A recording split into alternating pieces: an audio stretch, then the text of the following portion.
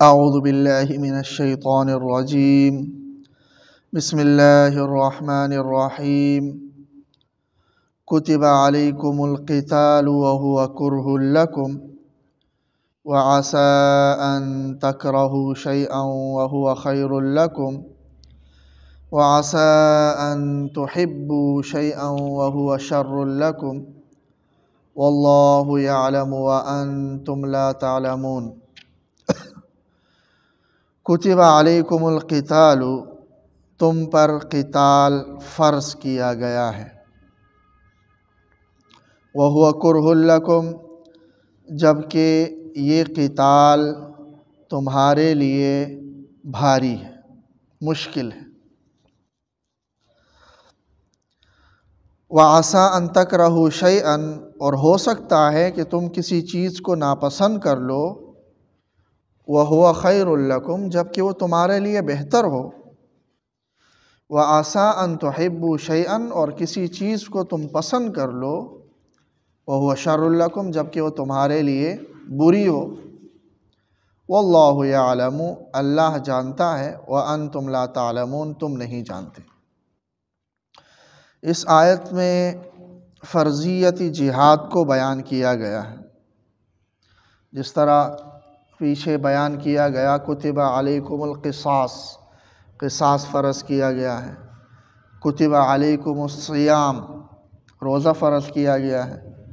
کتب علیکم اذا حضر احدکم الموت ان ترک خیرا الوصیہ، وصیت فرض کی گئی ہے۔ اسی طرح تم پر جہاد فرض کیا گیا۔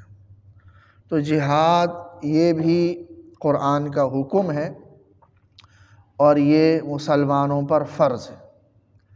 البتہ یہ فرض عین ہر صورت میں فرض عین نہیں ہے، عام حالات میں یہ فرض کفایہ ہے کہ مسلمانوں کی کوئی ایک جماعت ایسی ہو جو جہاد میں مصروف ہو تو دوسرے مسلمانوں کی طرف سے بھی فرضیت ساقط ہو جائے گی۔ لیکن اگر کسی وقت کسی زمانہ ایسا ہو کہ مسلمانوں میں سے پوری دنیا میں کوئی بھی ایک جماعت ایسی نہیں ہے جو فریضہ جہاد کو سنبھالے ہوئے ہوں، تو پھر سارے مسلمان گناہگار ہوں گے، تو یہ فرض کفایہ ہے۔ تو لیکن ایک صورت میں یہ فرض عین ہے،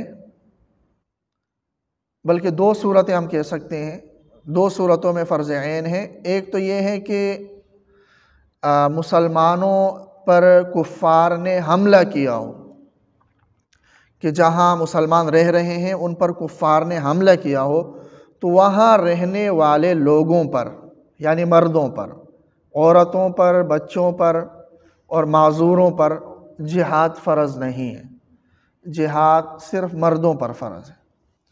تو وہاں رہنے والے مردوں پر جہاد فرض عین ہو جاتا ہے۔ اگر کوئی بلا عذر جہاد نہیں کرتا تو گنہگار ہوتا ہے۔ اگر وہ کافی ہوں کفار کے اس حملے کو پسپا کرنے کے لیے تو تب تو صرف انہی پر فرض عین ہو جائے گا۔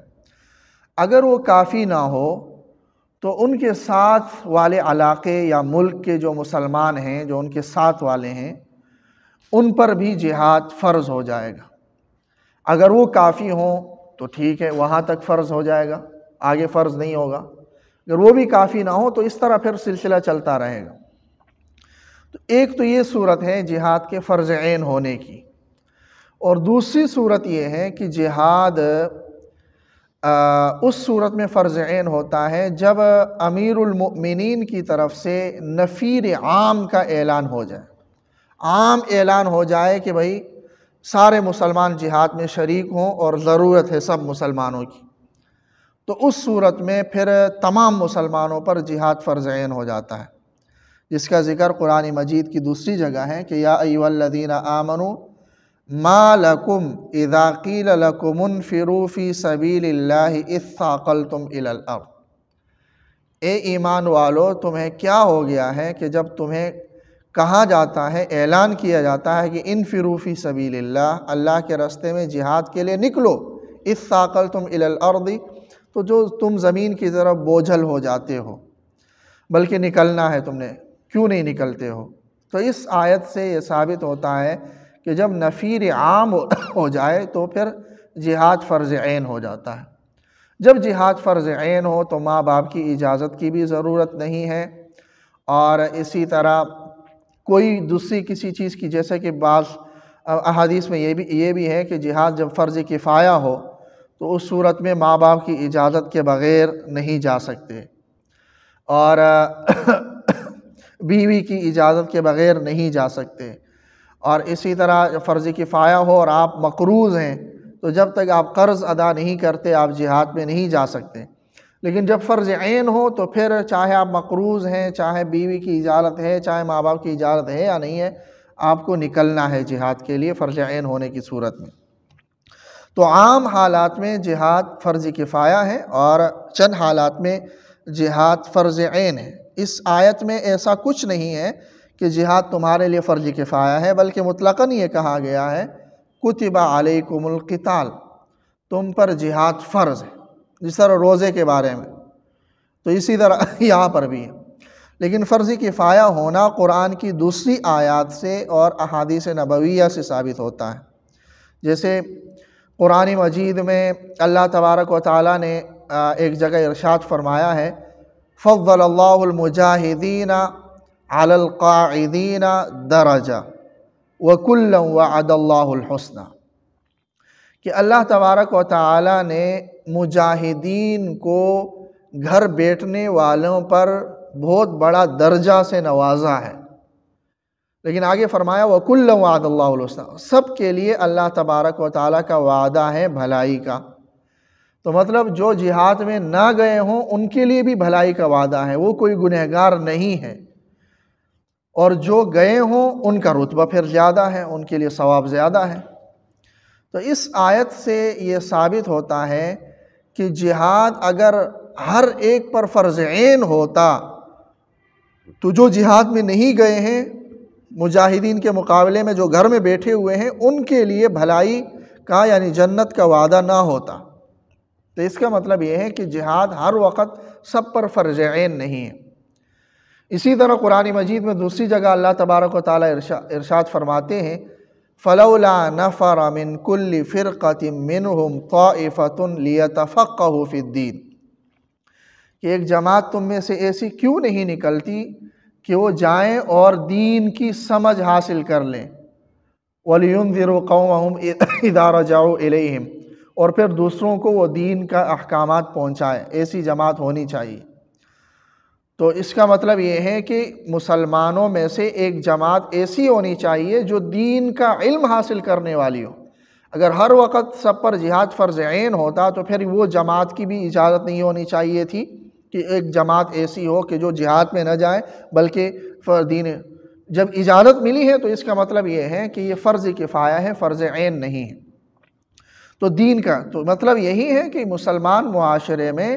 جو معاشرتی ضروریات ہیں زمانے کے اعتبار سے جو ضروریات ہیں ان ضروریات کا علم حاصل کرنا اور ان ضروریات کے انجام دہی کے لیے افراد کا مہیا ہونا، یہ معاشرے کی ضرورت بھی ہے اور شرعاً اس کی تعلیم بھی ہے اور ترغیب بھی ہے۔ تو نہ یہ کہ سارے معاشرے والے علم دین حاصل کر رہے ہیں، یعنی تفصیلی طور پر سارا علم دین جس طرح حاصل کیا جاتا ہے پوری زندگی لگا کر، نہ یہ کہ ویسے تو ضرورت کے مطابق علم حاصل کرنا تو ہر مسلمان پر فرض ہے۔ نماز اگر پڑھ رہا ہے تو اس کے بارے میں جاننا یہ مسلمان پر فرض ہے، کاروبار کر رہا ہے تو اس کاروبار کے بارے میں جاننا اس پر فرض ہے، دوسرے معاشرتی احکامات جن کا ان کے سامنا ہوتا ہے اس کا علم حاصل کرنا انسان پر فرض ہوتا ہے۔ اس کے علاوہ باقی جزئیات کا علم حاصل کرنا ہر مسلمان پر فرض نہیں ہے، البتہ اسلامی معاشرے پر فرض کفایہ ہے کہ ایک علاقے میں ایک عالم ایسا ہونا چاہیے جو دین کا پختہ عالم ہو اور دین کی تمام جزئیات کا اس کو علم ہو، کہ کسی کو اپنے کاروبار کے بارے میں مسئلہ پوچھنا ہے تو اس کو بتا دیں، کسی کو معاشرت کے حوالے سے مسئلہ پوچھنا ہے وہ اس کو بتا دیں، اخلاق کے فقہی جزئیات کسی نے پوچھنی ہے تو وہ سارا اس کو بتا دیں۔ تو یہ بھی فرض کفایہ ہے۔ تو مطلب یہ ہے کہ معاشرے کی ضروریات کے مطابق ایسے جماعتوں کا ہونا ضروری ہے کہ کچھ علم دین حاصل کر لیں، کچھ یہ کہ طبیب بننے کا علم حاصل کر لیں، ڈاکٹر بننے کا علم حاصل کر لیں، کچھ انجینئر بننے کا علم حاصل کر لیں، اور اسی طرح کچھ قانون کا علم حاصل کر لیں، تو اور کچھ جو ہے نا اللہ کے راستے میں جہاد کے لیے ہوں، یعنی فوج میں جائیں اور جہاد کے سلسلے میں اور جہاد کی تیاریوں میں لگ جائیں۔ تو اس طرح سے جو ہے نا معاشرے کی، تو اسلامی معاشرے میں ہمارا رویہ اب یہ ہو چکا ہے کہ دیگر تمام شعبوں میں چونکہ ہمیں دنیاوی فائدہ نظر آتا ہے، تو ان شعبوں میں اگر کوئی جاتا ہے تو اس کو تو ہم اس کی تو حوصلہ افزائی کرتے ہیں اور اس کو قبول کرتے ہیں اور اس کو عزت ہم دیتے ہیں، لیکن ایک شعبہ ایسا ہے کہ اگر کوئی دین سیکھنے کی طرف آتا ہے تو طرح طرح سے اس پر اعتراضات بھی ہوتے ہیں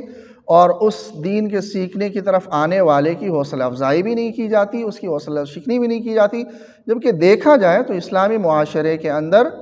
جس طرح دیگر ضروریات اور چیزوں کی ضرورت ہے، اسی طرح اسلامی معاشرے کے اندر دین کے علم رکھنے والوں کی بھی ضرورت ہے، قرآن کے پڑھنے اور پڑھانے والوں کی بھی ایک ضرورت ہے۔ تو ایک اسلامی معاشرے کی ضرورت ہے، اور کوئی ادارے اس ضرورت کو پورا کر رہے ہیں اور اس ضرورت کے لیے افراد فراہم کر رہے ہیں تو وہ معاشرے کے محسنین ہیں۔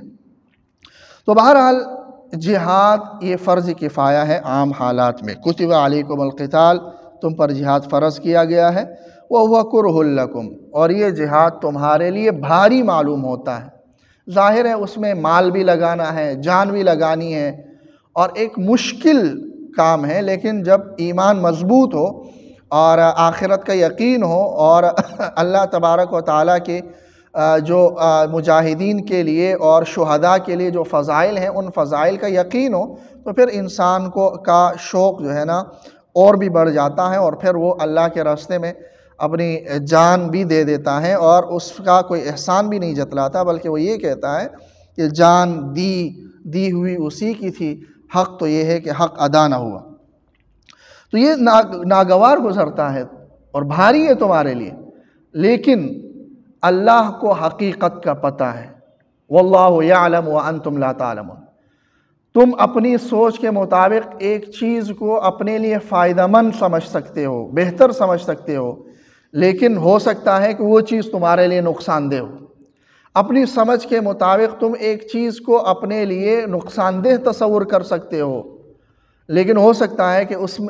اس میں تمہارے لیے فائدہ ہو۔ تو حقیقت کا تمہیں ادراک نہیں ہے، حقیقت کا ادراک اللہ کو ہے۔ تمہاری عقل اور تمہاری سمجھ اس لیول کی نہیں ہے کہ حقیقت کا کما حقہ تم ادراک کر سکو، اللہ کو ہے۔ تو لہٰذا اس لیے اللہ کے احکامات جہاں آپ کو ملیں تو وہاں اگر آپ کو بظاہر آپ کی سمجھ کے مطابق یہ لگ رہا ہے کہ اس میں مجھے نقصان بھی ہے،